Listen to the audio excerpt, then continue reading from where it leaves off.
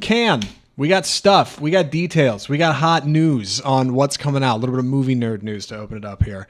We got a bunch of directors who are going to be here. Wes Anderson, Spike Lee, Richard Linklater, Ari Aster. Hollywood Reporter's got the whole list. We'll review it real quick here for you. Andy, what do you know about the Cannes lineup for 2025? So just to remind everyone, Cannes is the biggest film festival in the world. It's where a lot of awards contenders will debut. Last year famously had things like The Substance and Nora, Flow. So it's kind of a who's who for where a lot of these awards campaign will start, and it's where some of these films will first be seen. Some highlights that we have a new Julia Ducournau film who did Titane that we were big fans of, a film called Alpha about a young girl who gets some strange disease in the 80s, which of course is probably a big parallel to the AIDS epidemic at the time. Looking forward to that. Eddington, which we'll talk a little bit about later in our trailer segment. That's the latest film by Ari Aster taking place during the 2020 pandemic.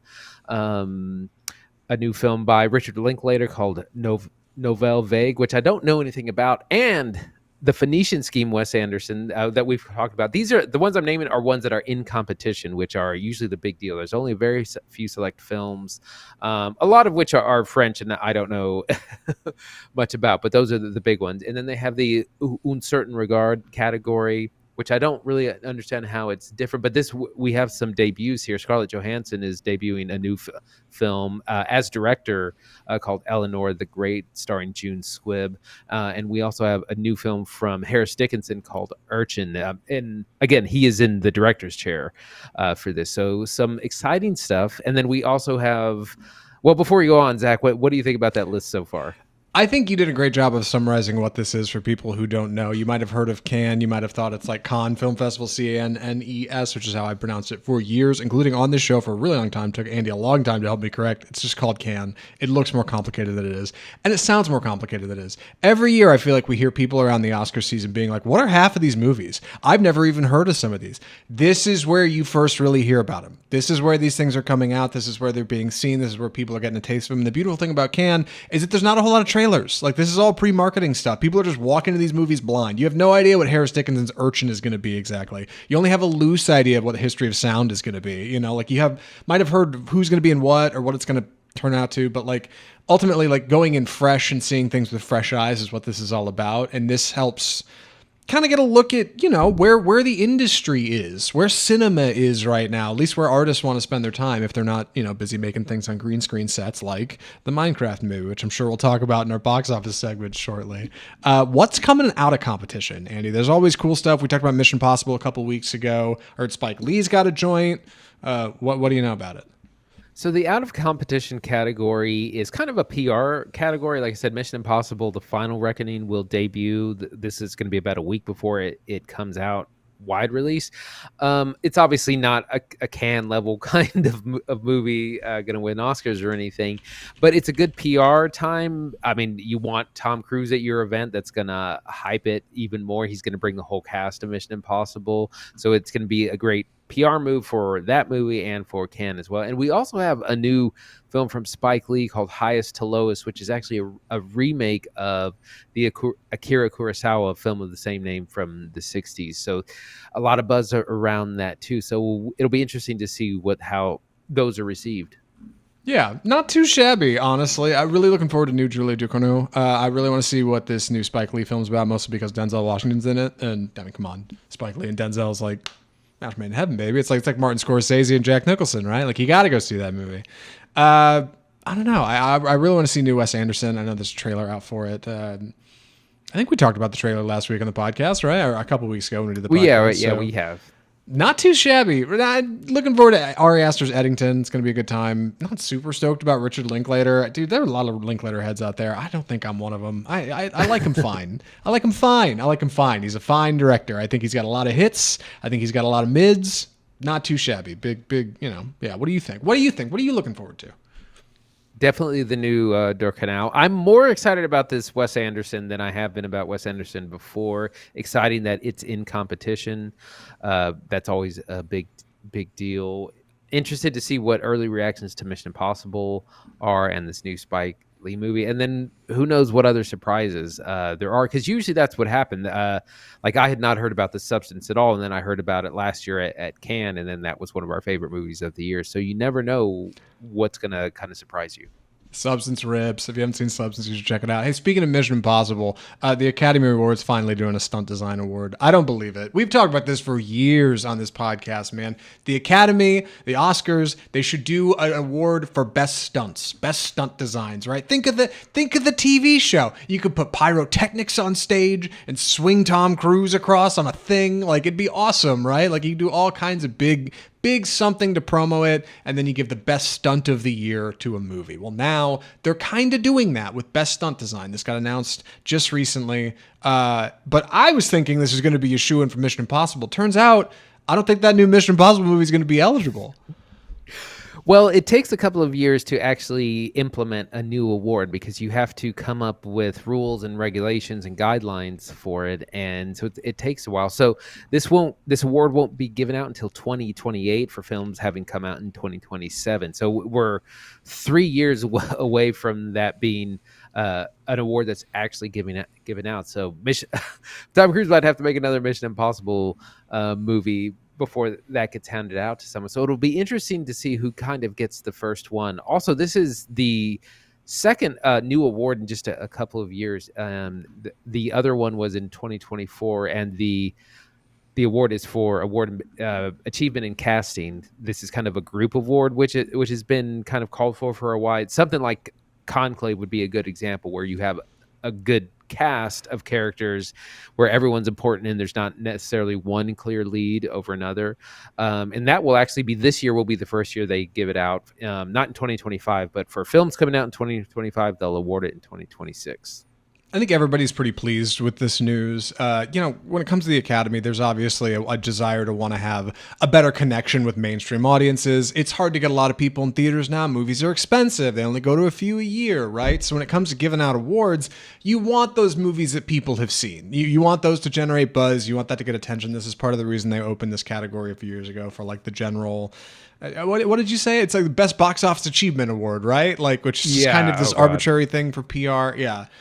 This falls in that same space, like, because a lot of people won't know what cinematography is or best sound editing, right? That's confusing. But best stunts, biggest stunt design, everybody gets that, man. Like, you can promo it easy. You can do a big show on the stage. You can nominate a bunch of big, cool movies like Fast 11, which I'm assuming will be out after 2027 at this rate. You can do throwbacks, right? You can give Buster Keaton a throwback award, and you give Mission Impossible, you give Tom Cruise a stunt design legacy award or something. Like, it's good, net good. Everybody likes this. I think this is a good one. It's solid. If anything, I wish I didn't have to wait so long to actually get it out onto the stage. Like 2027 is a ways away. Meanwhile, some other innovations are happening in the industry, namely at Alamo Drafthouse, or not at Alamo Drafthouse, I should say, but at Meta, where Meta is partnering with Blumhouse to offer a second screen experience with the debut of their new film Megan 2.0. Right? What do you know about this, Andy?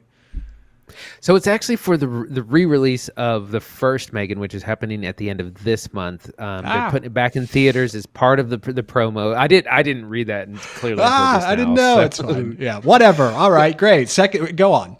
But part of trying to make Megan a little bit more interesting, and especially since it's going to be a rewatch, is Universal is partnering with Meta, Facebook, to come out with this thing called Movie Mate, where while you're watching the movie, you can get out your phone against all all regulations and like text the Megan account, and it will like send you, I don't know, trivia or like quote unquote augment the experience while you're watching it on your phone. And the idea is, to hopefully get people in, and hey, you can be on your phone during this because you'll be getting trivia and all this other stuff while the movie that you've already probably seen once is happening. However, Alamo Drafthouse is not on board with this at all. They're like, no, well, we are known for our no phones policy. We're going to continue to enforce that.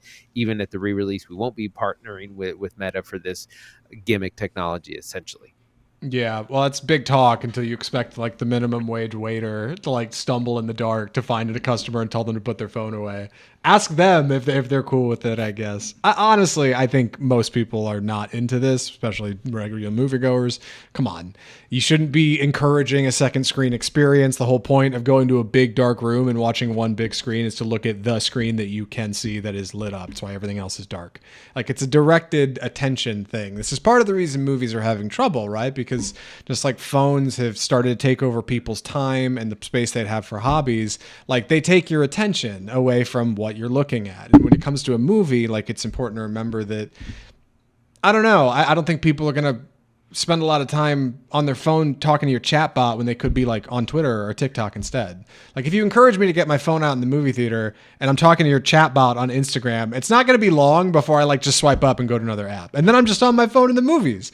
Like you've encouraged the wrong thing. Yeah. And maybe that's a good thing for what it's worth, because DMing a chatbot on Instagram is terrible implementation. I thought it was going to be some kind of dedicated like app, or you scan a QR code at the beginning of the thing and it just like whips open on your phone in a browser. Like here's a whole thing with graphics and slide ins. It sounds a lot lower, a lot more, what do you call it? Low brow, low effort than that. And that's maybe a good thing, because if few people use this, maybe they won't keep trying to do it. I'm afraid it's going to get just enough attention that Blue Mouse is going to be like, this is great. Let's do this with another movie. And before you know it, we're starting to get these things on the regular, and then you can't get away from it. I mean, it's interesting to see how we can innovate, and I'm always up for trying new things. I don't think this is going to work. I don't think anyone really cares that much. Like if you're a teenager or someone who's chronically on your phone, you can just do that at outside of the theater. Like you don't have to go. That's a complaint I've seen, that a lot of like younger people that don't want to go to the movies because they would just want to be on their phone, and they know that you're not supposed to be on your phone. So I don't think this is going to really encourage them that too much. Or like you said, they're just going to be on their phone the whole time, and then what's the point of even going? Yeah, like I don't want to be on Twitter during a movie, but if I'm on my phone for a reason and like the movie gets boring, it doesn't take me long to check a tweet. You know what I mean? Real quick. Let me just go look at something real quick. I'll come right back. And then 10 minutes have gone by and you're like, oh damn it, I've been on my phone this whole time. Like, I don't know. I'm a simple man. Like I try to be direct with my attention where I can be. It just doesn't seem like it for me. And certainly not for Alamo either, right? Like they're not doing it. I think good for them. I'm guessing you're going to see this at mainstream joints like AMC, Cinemark, Regal, but I'm curious to see how much they advertise this. Like when these Megan rescreenings come out, are they going to be like throwing this up on graphics, and like you're going to see it on like the poster outside the theater? Like now with Movie Mate, click here or scan this QR code to start now. Like, I don't know. I'll be curious to eyeball implementation and see how much they're actually putting in effort. This sounds like a test right now. They just want to see, right? Feel it out, dip a toe in the water. God willing, it doesn't go anywhere. And we all can just keep trying to watch movies like we can. You know what I mean? I don't know. Anyway, Megan 2.0 is going to be fine. One more story before I move into our films. We got to talk about the box office. Sinners. Dude, Sinners is making big waves at the box office this weekend. An OG film, right? Variety was saying it wasn't doing good enough. Everybody else is saying, Variety, what do you mean? Andy, what's going on here? So Sinners won the opening weekend with 48 million. It was projected to make around 40, so it exceeded expectations. It did beat out a Minecraft movie, but that is in its third weekend. That movie made about 40 million. It's still doing good. It recently crossed 700 million globally, so it's probably on its way to $1 billion. It's going to be the first $1 billion movie of 2025. To round out the top five, we had the faith-based animated film King of Kings at 17 million this weekend, The Amateur at 7 million, and Warfare, which we're going to talk about a little bit later, at just under 5 million. It's a great video out from, I would say friends of the show, but they have no idea who we are. Red Letter Media on YouTube. They put out a video talking about the state of theaters. And they made a great point when it came to, getting kids back in the movies. We got to get people back in movies. Minecraft's doing it, right? Minecraft's doing it great. Everyone's going to see Minecraft.